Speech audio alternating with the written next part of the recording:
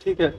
तो अब हम पढ़ रहे हैं directive principles of state policy. ये हमारे कॉन्स्टिट्यूशन का पार्ट 4 है और इसमें आर्टिकल कहाँ से कहाँ तक है, 36 से लेके 51।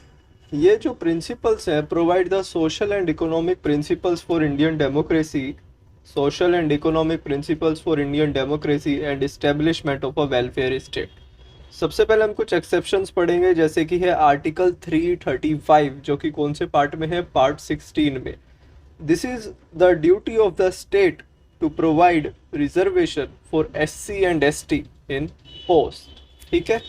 आर्टिकल 350A, जो कि है पार्ट 17 में, विच enjoys every state and every local authority within the state to provide adequate facilities for instructions in mother tongue at the primary stage of education to children belonging to linguistic minority groups। ये कौन से article में, article 350 है, यानी 350A। अब है article 351, which enjoins the union to promote the spread of the Hindi language and to develop it so that it may serve as a medium of expression of all elements of the composition of India. तो हमने क्या 3 exceptions पढ़े, article 335 जो कि था SC ST का post में reservation, 350A जो कि था मदर टंग को प्रमोट करना या उसमें सब कुछ होना चाहिए 350A में, और 351 में था हिंदी लैंग्वेज को प्रमोशन। ठीक है जी। अब हम अपने main directive principles of state policy पे आते हैं, जो कि है आर्टिकल 36। आर्टिकल 36 हमें कहता है definition of the directive principles provides the meaning of state is same as in the part 3 of the constitution. जो स्टेट के मीनिंग पार्ट 3 में बताए थे, वही स्टेट के मीनिंग इसमें भी है। अब अगला आर्टिकल 37।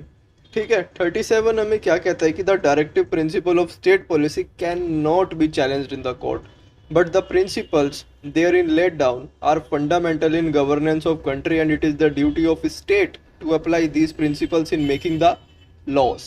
ठीक है जी। अब है article 38, this is the duty of state to run social welfare program for the citizen. इसी के अंडर आर्टिकल एक 38(1) है, state should always minimize the inequalities of income. अब आता है article 39, a state should always pay equal for equal work both men and women। और एक article 39(1), this is the duty of state to maintain the health of men, women and children।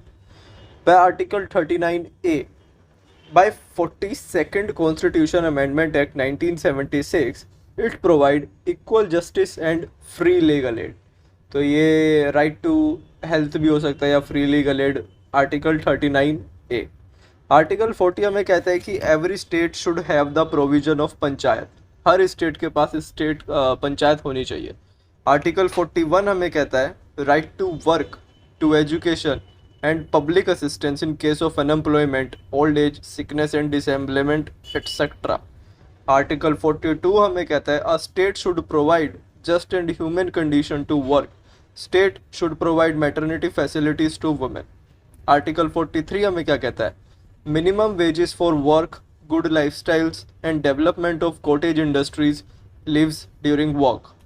Article 43A हमें क्या कहता है, ये आया था 42nd constitution amendment act 1976 से, कि participation of employees in the management of the industries. Article 43B जो कि आया था 97th कॉन्स्टिट्यूशन अमेंडमेंट एक्ट 2012 से, promotion of cooperative societies by state. ठीक है जी। Article 44 uniform civil code for citizen, और फर्स्ट स्टेट जिसने ये अप्लाई करा था वो थी गोवा।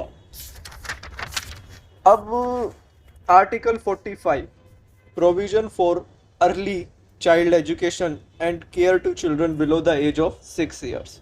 आर्टिकल 46 क्या कहता है, promotion of educational and economical interest of SC ST and other weaker sections.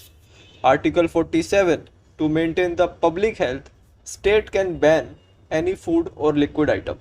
ठीक है जी। आर्टिकल 48 हमें क्या कहता है, development of agriculture and animal husbandry. Article 48A जो कि 42nd कॉन्स्टिट्यूशन अमेंडमेंट एक्ट 1976 से ऐड हुआ था, जो कि है protection and improvement of environment and safeguarding of forest and wild life. Article 49 protection of monuments and places and objects of national importance. Article 50, separation of judiciary from executive, यानी judiciary और executive को अलग अलग करो.